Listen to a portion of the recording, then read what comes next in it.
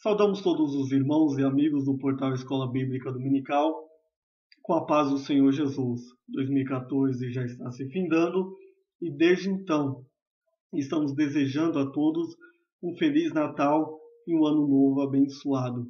E já pensando no primeiro trimestre de 2015, estamos desenvolvendo um novo projeto, junto ao portal Escola Bíblica Dominical.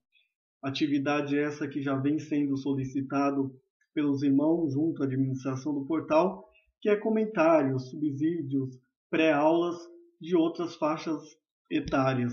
E querendo Deus, esses próximos 4 trimestres de 2015, estaremos junto com os irmãos, trazendo os esboços semanais e pré-aulas concernente às lições. Queremos em Cristo, de alguma maneira, colaborar para a aula, preparação da sua aula, professor, e qualificar as informações para você, aluno, para que juntos possamos crescer no conhecimento do Senhor. Irmãos, trazendo essa ideia, estaremos então trabalhando com a revista dos juvenis. Juvenis que vai de 15 a 17 anos. E não poderíamos começar esse primeiro trimestre de 2015 de uma melhor maneira. Eu costumo dizer que, em algum comentário interno, eu disse, olha, não poderíamos começar de uma melhor maneira. Estamos começando muito bem. Por quê? Porque estamos voltando às bases. Estamos voltando àquilo que cremos. No que cremos? Para que cremos? Por que cremos? Então é essa a ideia do primeiro trimestre de 2015 de antemão para os juvenis. No que cremos? Por que cremos? Para que cremos? Em quem cremos? Então, irmãos, esperamos que de alguma maneira em Deus possamos colaborar com os irmãos. Essas pré-aulas que serão disponibilizadas, serão 13 pré-aulas e mais essa abordagem de trimestre. É importante observar, irmãos, que ela não substitui de nenhuma forma a presença de você, professor, ou de você como aluno na Escola Bíblica Dominical. A Escola Bíblica Dominical, como diz o pastor Antônio Gilberto, é a igreja reunida, ensinando enquanto evangeliza e evangelizando enquanto ensina. Então, essa pré-aula, estes esboços que serão disponibilizados, e pedimos que os irmãos acompanhem pelo site do portal, pela fanpage do portal, os esboços, que é muito mais detalhado do que a aula que estamos disponibilizando, porém, eles não substituem a sua presença na Escola Bíblica Dominical, que é o corpo de Cristo crescendo na doutrina e na demonstração do Senhor. E, como já mencionei, estamos voltando às bases. A respostas às... Vou colocar aqui para os irmãos ver. Respostas às dúvidas sobre a fé cristã. É o tema que estaremos abordando nesse primeiro trimestre de 2015. E não poderíamos começar de uma melhor maneira, como eu mencionei, por 2 razões. Primeira, porque estaremos estudando a palavra de Deus, que é a fonte inesgotável de sabedoria de Deus ao homem e é o nosso manual de regra, fé e prática. E o segundo motivo é que estaremos estudando as doutrinas bíblicas de uma maneira bem sistemática. E estudarmos as doutrinas bíblicas, irmãos, é indispensável para que possamos professar a nossa fé perante o mundo que está no maligno. Como diz o primeiro livro de João, capítulo 5, verso 19. O pastor Antônio Gilberto, quando trata esse assunto de doutrina, ele nos fala uma frase que é muito interessante. Doutrina bíblica gera bons costumes, mas bons costumes não geram doutrina bíblica. Irmãos, os bons costumes da igreja, os belos hinos da igreja, os belos ensinos da igreja todos estes têm que sair da doutrina bíblica, têm que sair da palavra de Deus, e não de vãs filosofias, não dos achismos e não dos pormenores. Talvez a primeira lição que já aprendemos nessa abordagem de trimestre. Então, a palavra de Deus é o nosso manual de regra, fé e prática. E nela temos as doutrinas, aquilo que cremos, por que cremos, para que cremos. E tudo isso, irmãos, nos faz crescer e todas as nossas ações ou tem que estar fundamentada na palavra de Deus. Vãs filosofias, os pormenores, nada disso fará uma doutrina bíblica, mas a doutrina bíblica vai gerar bons costumes, como diz o pastor Antônio Gilberto. Irmãos, como professar a nossa fé? Como externar aquilo que cremos em um século XXI, nos dias em que estamos vivendo? Na era, para alguns, da informação, para outros do conhecimento. Na era que estamos sendo bombardeados com tantas informações, com tantas filosofias, com tantos credos ultimamente, nos falando, querendo nos roubar a atenção, o foco, a direção.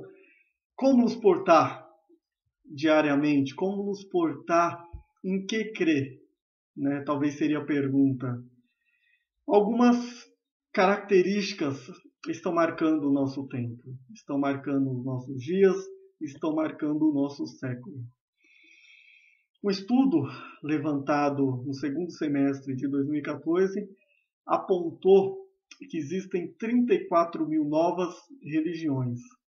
Irmãos, quando há vários pensamentos, vários raciocínios, um pluralismo de situações para situações da vida, já nos confunde. E quando isso entra na religião? E quando isso entra na questão religiosa daquilo que cremos, daquilo que professamos?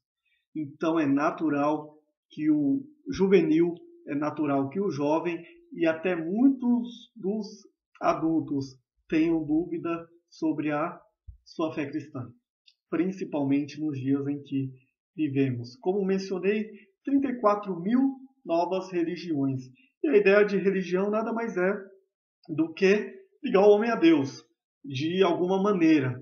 Religar o homem a algum ser superior, elevar o homem a Deus. Cada um na ideia do seu Deus, mas é esse o objetivo de uma religião. Então, existe 34 mil novas religiões. E como nos portar perante essa situação? Mas o que vem marcando o nosso mundo não é só isso. O pluralismo não é só religioso, mas também secular. E a ideia do pluralismo nada mais é do que a afirmação que há muitas ideias, muitos valores, muitas crenças, muitas verdades. Não existe uma verdade absoluta. Tudo é relativo.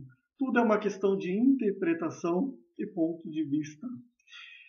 É só ligar a televisão, é só você se conectar numa rede social lá no Facebook, aí você dá uma olhada assim e ver tantas frases que falam exatamente isso. Não há uma verdade absoluta, não há um credo absoluto. Tudo é relativo, depende. Não é bem assim. E quando eles colocam a palavra de Deus como uma maneira relativa também, não é bem assim. Pode ter algumas opções, é o que veremos na primeira aula desse trimestre. Mas o que marca também o nosso tempo é a privatização. Ela diz que somos donos de nossa vida. Nós somos donos de nossa vida. E que cada um tem a sua própria verdade. E que não devemos ser julgados por isso. Não devemos ser julgados por isso. Seria isso mesmo verdade? A ideia da privatização, ela tem razão, mas tem uma outra situação que também marca os nossos dias, que é o secularismo. É a postura que coloca Deus na lateral da vida. Deus é assunto religioso que está fora da dimensão da prática da vida. Não sei se você já ouviu essa frase. Ah, não, Deus ele está lá atrás. O meu trabalho aqui é muito tecnológico para que Deus venha e entre aqui e tente me ajudar. Deus é de domingo pela manhã ou de domingo à noite. É só quando eu vou lá para a igreja lá e lá eu faço as minhas orações, a minha alma fica em paz. Porém, no meu trabalho, na minha família, nos meus estudos, Deus ele não pode entrar. Não sei se o irmão ou a irmã já ouviu esse tipo de frase. Seria isso mesmo, verdade? Mas o hedonismo também tem marcado os nossos dias. E o que é hedonismo? É a busca pelo prazer. O prazer funciona como um único critério definidor do que é certo ou errado. Você quer saber o que é certo ou o que é errado? Se está te dando prazer, é o que importa. Se você está satisfeito, o importante é ser feliz. Seria isso mesmo? Aliás, também é o que ouvimos diariamente e lemos diariamente, voltando às redes sociais, é o que ouvimos no metrô, na condução, as pessoas conversando. Não, o que importa é se te dá prazer, está resolvido. Seria isso mesmo? Porém, uma outra marca que tem existido em nossos dias é o vazio existencial, relacionamentos descartáveis. Este tempo é marcado pela descontinuidade. Então não tem algo contínuo, pelo contrário, é descontínuo. Tudo é passageiro, é descartável, incluindo os relacionamentos e as instituições. Então nada é para sempre, tudo é descartável. Aliás, lançaram nos últimos tempos aí o casamento com prazo de validade. Se não me falha a memória, 3 anos. Então, daqui 3 anos, cada um segue sua vida, acabou o contrato. Seria mesmo isso verdade? Isso tem amparo nas Escrituras? Uma professora, uma psicóloga, isso está mais detalhado no nosso esboço, ela disse a seguinte frase: a modernidade era infeliz porque era civilizado e reprimido. A pós-modernidade é infeliz porque se perdeu o excesso de liberdade. Agora você faz o que você quiser. E agora o povo está infeliz por agora poder fazer tudo. Um teólogo, o pastor Cleberson Gonçalves, ele sempre diz uma frase interessante. Na época medieval, Deus era o centro. Na época moderna, o homem era o centro. Na época pós-moderna, não há centro. E talvez o centro seja tudo isso que a gente falou. Cada um entende ser o seu centro. Não há um valor absoluto. Mas o que também marca os nossos dias é a inversão de valores. A moral é líquida e toma a forma que quisermos. É o que diz a palavra de Deus. É o homem transformando o doce em amargo, o amargo em doce, o certo em errado e errado em certo. E é o que a Bíblia diz. Ai daqueles que assim o fazer. Mas, será que isso tem amparo nas Escrituras? Já mencionamos que não. Avanços tecnológicos, retrocesso humano e relacional. Estamos cada dia mais perto do longe e mais longe do perto. Então, com o smartphone, hoje eu comunico com uma pessoa do outro lado do mundo.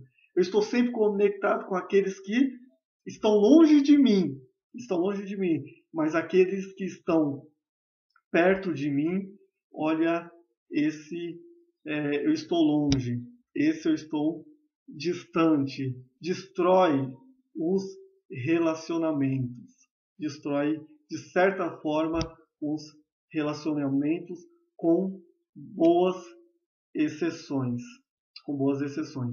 Frente a tantas abordagens que marcam os nossos dias, é natural que o pré-adolescente, que o jovem e que os adultos, conforme já mencionamos, eles percam a referência, leve a pensar o que crer, e para que crer, e por que crer.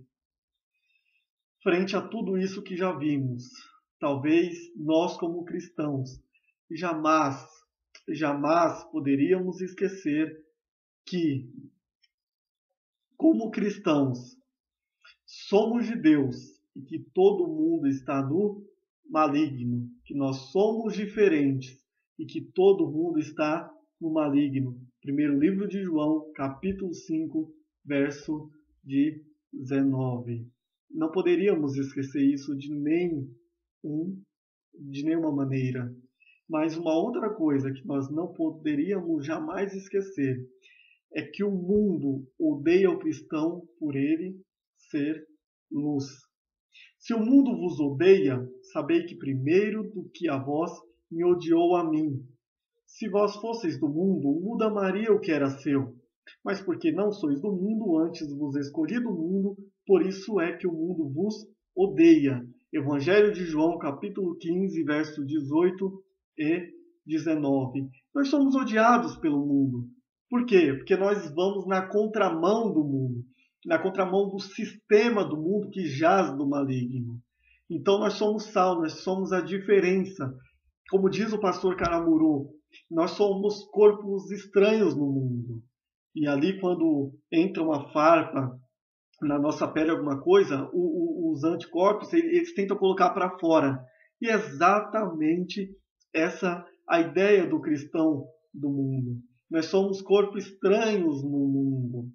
E por sermos corpos estranhos no mundo, o mundo nos odeia. Eles querem nos colocar para fora, à margem de tudo, nos oprimir.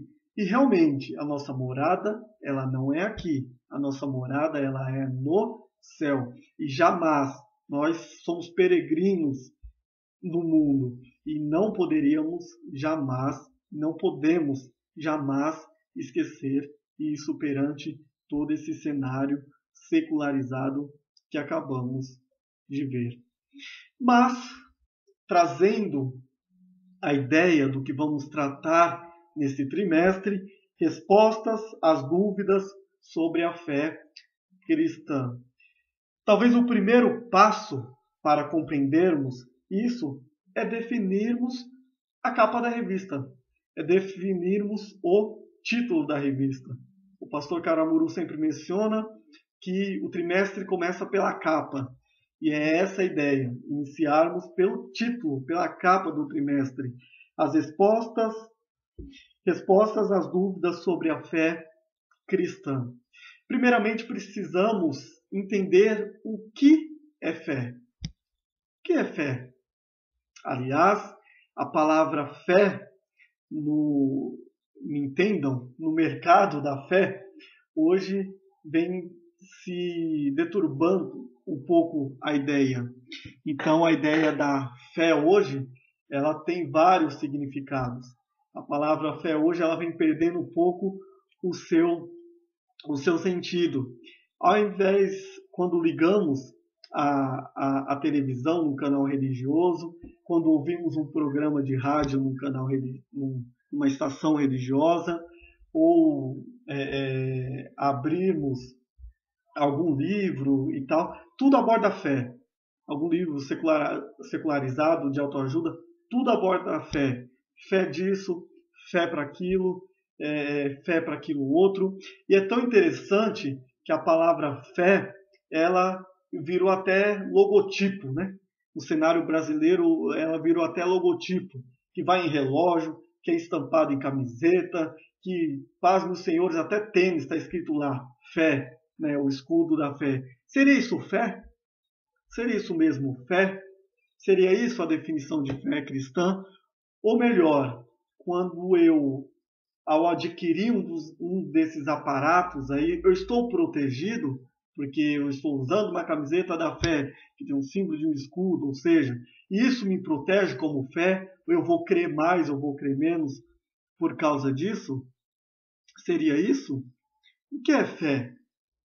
Talvez para compreendermos com propriedade, a gente precisa voltar à definição verdadeira daquilo que cremos, o que ser fé cristã ou fé como cristão. Primeiramente de tudo, primeira afirmação, em dois sentidos que estaremos definindo. A fé, ela é racional. Repito, a fé cristã, ela é racional. Muitos mantêm um conceito de que a fé é um salto no cego para um abismo divino e que não existe racionalização ou racionalidade. Então muitos pensam que a fé é você fechar o olho e caminhar. A fé é isso. A fé é um salto no escuro. Seria isso mesmo verdade? Repito, a nossa fé, a fé que professamos, ela é uma fé racional. Se a minha fé ela não for racional, se nós, como cristãos, não professamos uma fé racional, uma fé pautada num ser superior em Deus, é o que já vamos falar, e pautada nas vertentes doutrinárias, então isso é fideísmo. E exatamente essa ideia. Os que não creem dessa maneira, a outra linha de raciocínio, vem do fideísmo, que é a crença de que a fé ela não é racional. A fé são chamados fideístas radicais. Mas vamos pensar um pouquinho sobre esse assunto. Se a minha fé ela não fosse racional, se a minha fé ela fosse um salto no escuro, o porquê que Deus me fez com uma capacidade de pensar e de raciocinar tão grande? Porque Deus me criou de uma maneira tão inteligente. E ao estudarmos a palavra de Deus, e na Bíblia vamos encontrar o caráter de Deus, a revelação de Deus à humanidade, tudo aquilo que ele fez. Ao estudar a Bíblia, eu adquiro uma fé.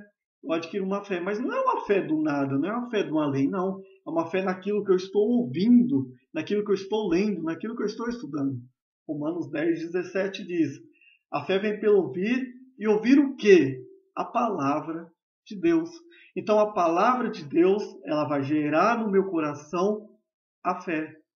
Esse é um ponto. Mas e quando a fé em Deus vem por estudar a criação de Deus? É uma das maneiras mais bonitas também de formar a fé racional em nosso coração. Sim, estudar a criação de Deus, aquilo que Deus criou. Aliás, o pai da física moderna, Isaac Newton, aquele que escreveu comentários de Apocalipse e do livro de Daniel, ele tem uma das frases mais extraordinárias sobre o assunto. Ele diz o seguinte: no meu telescópio eu via Deus caminhar. A maravilha, a harmonia e a organização do universo só pode ter sido efetuada conforme um plano de um ser todo-poderoso e onisciente. Ao estudarmos a criação de Deus, aquilo que o homem ele é capaz de criar a partir da criação de Deus, é possível ver Deus. É possível ver a grandiosidade de Deus. E a partir daí, a nossa fé, ela é racional. Exatamente essa ideia, a harmonia do universo, a maneira com que o ciclo da natureza acontece, ela só pode ter sido feito por um plano de um ser todo-poderoso e onisciente. Então a nossa fé ela é racional. Nós, enquanto cristãos, temos a nossa fé muito bem fundamentada em Deus. Ser cristão não é um salto no escuro, muito pelo contrário, é ter a certeza que somos quem somos, para que somos e para onde vamos, pois conhecemos bem aquele que nos criou, e é o que afirma o grande reformador Martinho Lutero, que ele diz: não sei por quais caminhos Deus me conduz, mas eu conheço bem o meu guia. É em Deus que está a nossa fé fundamentada. Romanos 11:33 diz: ó profundidade das riquezas, tanto da sabedoria como da ciência de Deus. Quão insondáveis são seus juízos e quão indescrutáveis os seus caminhos. Romanos 11:33. Então, a nossa fé ela é muito bem fundamentada. A nossa fé ela é racional. Ela está fundamentada em Deus e no conhecimento pessoal com Deus e através da sua palavra. Mas, já que falamos que a nossa fé está fundamentada em Deus, é o segundo ponto que queremos abordar. Convidamos aos irmãos para que deem uma olhada no esboço que deixamos muito mais detalhado essas duas questões. A segunda razão que queremos abordar é que a fé cristã ela é teocêntrica. A fé cristã é teocêntrica. Ela tem a causa final em Deus. A causa final da fé cristã é Deus. Devemos pensar a fé não como um dispositivo, mas algo que nos coloca em direção a Deus e tendo sempre Ele como foco. Como afirma um teólogo, queremos mencionar aqui no seu livro A Fé Cristã, página 36. Ele traz uma fala que vai resumir essa ideia, essa linha de pensamento que estamos trazendo. A fé, na página 36 do seu livro, diz o seguinte: a fé é totalmente teocêntrica. O caráter teocêntrico da fé significa, em um certo sentido, que Deus é o objeto único da fé. A fé não se refere a vários objetos, mas dirige-se exclusivamente a Deus. Como fé, ela é exclusivamente fé em Deus e só nele, seja ela forte ou fraca, seja quais foram as suas qualidades. Essa perspectiva da teocentricidade tem significado profundo e quase decisivo para a conceituação cristã em um relacionamento com Deus. Ela evita que a fé seja algo antropocêntrico, ou seja, essa ideia da fé ser teocrática, ela evita a ideia que a fé é antropocêntrica, ou seja, que a fé tem como causa final o próprio homem. Mais ou menos sutil, onde o homem é o centro e Deus apenas um papel de servo obediente. Aliás, eu paro por aqui, dou uma pausa aqui para pensarmos sobre essa frase. Ela evita que a fé seja algo antropocêntrico, onde o homem é o centro e Deus tem um papel obediente. Será que não é o que ouvimos por aí? Através da minha fé, eu encurralo Deus. Através da minha fé, eu coloco Deus na minha limitação. Seria isso verdade?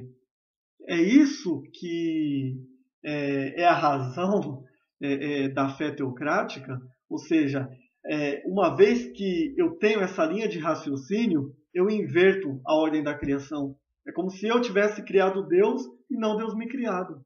Uma vez que a minha fé, como é pregado por aí, encurrala Deus, a minha expectativa, porque eu ligo um dispositivo de fé que é vendido por aí, Deus ele é obrigado a fazer, então Deus ele vira servo, ele não vira o Criador. Os pensamentos dele não é mais altos do que o meu é mais alto que eu sei o que é melhor para mim. Mas ele termina dizendo, na relação de apreço, Deus é sempre Senhor e o homem, ele é sempre servo. Deus, ele é sempre Senhor e o homem, ele é sempre servo. Então a nossa fé, ela é teocrática. A nossa fé, ela se canaliza em Deus e para Deus.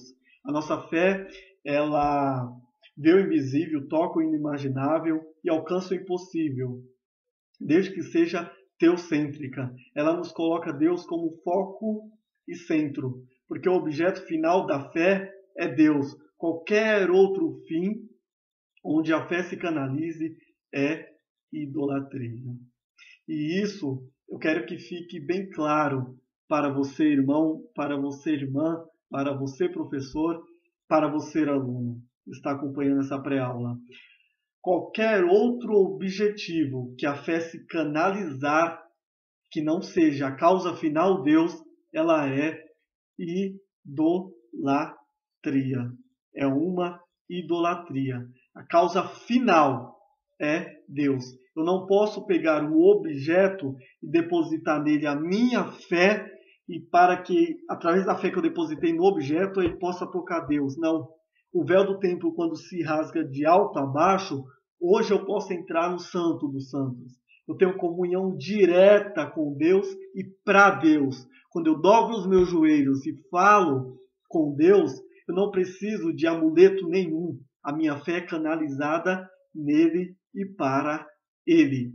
João, capítulo 11, verso 26, diz o seguinte: e todo aquele que vive e crê em mim nunca morrerá. Crê em quê? Em Deus. Crê em mim, ou seja, em Jesus, nunca morrerá. Então, a fé cristã, que está fundamentada em Cristo, nunca morrerá.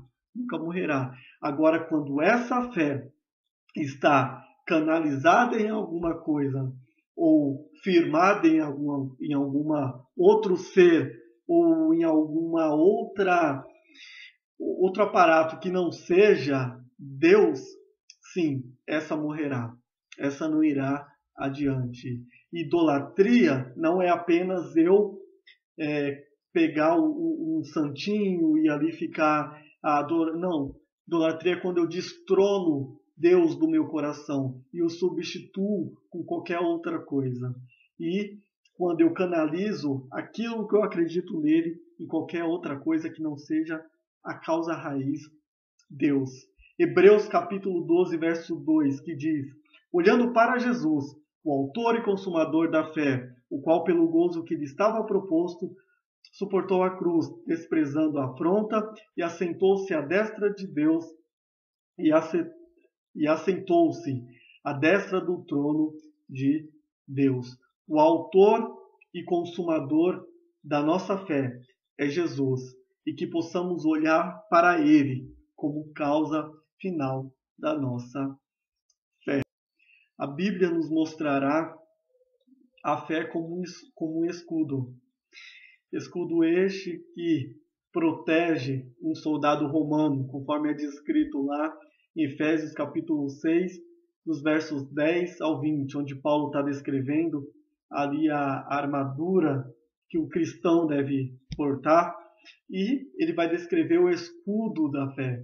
É o escudo que o soldado romano usava no seu braço direito, que defendia-o, que o protegia dos ataques. E exatamente essa ideia. A fé, quando ela é teocrática, quando ela é uma fé racional, ela nos defenderá do dia mal, das armadilhas do diabo, como diz lá em Efésios 6. Mas também nos defenderá das vãs filosofias e de falsos ensinos, como diz em Colossenses capítulo 2, verso 8. E mesmo quando essas vãs filosofias forem muito bem argumentadas, nós estaremos defendidos, nós estaremos protegidos, ou melhor, pelo escudo da fé. O escudo que é a palavra de Deus como vertente em nossa vida, muito bem alinhada pela doutrina. Mas mais do que isso, conforme já vimos, ela é racional e ela é teocrática. E não poderíamos finalizar antes de falar da fé como um dom espiritual. 1 Coríntios, capítulo 12, verso 9. O pastor Antônio Gilberto ele vai definir esse dom, que é o dom da fé, que é chamado um dos dons de poder na igreja, essa capacitação que o Espírito Santo deixa à disposição da igreja, ele vai definir que é uma manifestação de um poder sobrenatural pelo Espírito Santo que vai romper qualquer obstáculo e qualquer tipo de impedimento.